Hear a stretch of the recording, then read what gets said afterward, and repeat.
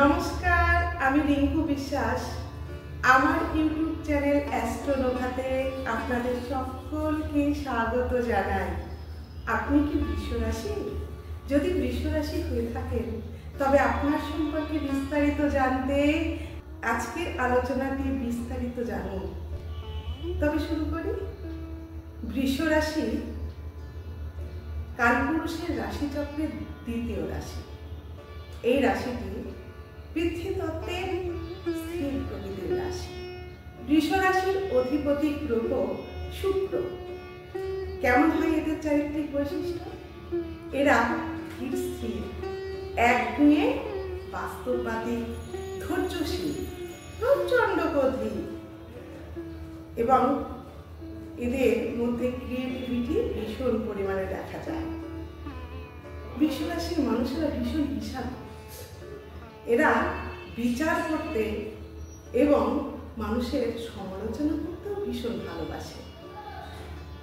এদের বন্ধু সংখ্যা একটু কম হয়, কিন্তু এরা পরিবারের প্রতি ভীষণ ডিউটিফুল। এই মানুষেরা যাদেরকে কথা দেয় 100% কথা রাখার চেষ্টা করে। যারা বৃষ রাশির মৃগশিরা নক্ষত্রের মানুষ, তারা সহজ সরল প্রকৃতির হওয়ায় মানুষকে বিশ্বাস করে বারবার ঠকতে দেখা যায়। বৃষ রাশির রোহিণী নক্ষত্রের মানুষেরা আবার সকলকে খাওয়াতে ভীষণ ভালোবাসে, নিজেও খেতে ভালোবাসে, কিন্তু এরা খুব ভালোবাসার কাঙাল। আসলে এরা ভালোবাসা পায় না। এবার আসি বৃষ রাশির 2025 সাল কেমন যাবে। বৃষ রাশির 2025 সাল তুলনামূলকভাবে একটু ভালোই যাবে, কারণ গোচরে শনি মহারাজ কর্মস্থান অর্থাৎ 10ম স্থানে আসছে। সেক্ষেত্রে দেখা যাচ্ছে কর্মস্থানটা আপনার শুভ, কর্মস্থানে স্থায়িত্ব আসবে, নতুন কর্মপ্রাপ্তি, কর্মস্থানের পরিবর্তনের যোগ ইত্যাদি দেখা যাবে। আর কেতুর গোচর বৃষ রাশির ক্ষেত্রে শুভ ফল দেবে। বিশেষ করে সন্তান ভাগ্যের প্রতিবন্ধকতা কাটবে আর সন্তানদের উন্নতি হবে। আর বিদ্যার্থী যারা আছে তাদের যদি একটু অধিক পরিশ্রম করে, তবে আর যদি জন্মছকে নাশ দোষ, গ্রহণ দোষ ইত্যাদি না থাকে, তবে কিন্তু ছাত্রছাত্রীরা পরীক্ষায় ভালো ফল করবে। বিশেষ করে উচ্চশিক্ষায় প্রভূত পরিমাণে সাফল্য আসার সম্ভাবনা আছে। এবছর বৃষ রাশির বিবাহ ক্ষেত্রে ভালো যোগ দেখা যাবে।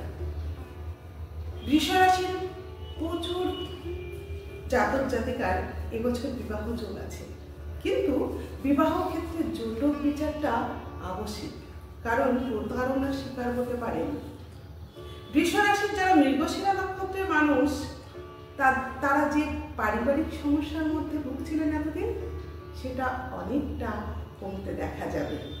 আর বৃষ রাশির কৃত্তিকা নক্ষত্রের জাতক জাতিকারা, এদের স্ট্রেট ফরওয়ার্ড কথাবার্তার জন্য কর্মক্ষেত্রে একটু সমস্যার সম্মুখীন হতে হবে। আর যারা রোহিণী নক্ষত্র, তারা খুব সাবধান, কারণ অকারণ কোনো দোষ, বদনাম ইত্যাদি আপনার উপর করতে পারে। আপনি অবিচারের শিকার হতে পারেন। জমি, বাড়ি, ফ্ল্যাট ইত্যাদি কেনার ক্ষেত্রে বৃষ রাশিকে একটু সাবধানতা অবলম্বন করতে হবে। কিন্তু যানবাহন ক্রয় বিক্রয়ে আপনার ভালো যোগ দেখা যাচ্ছে।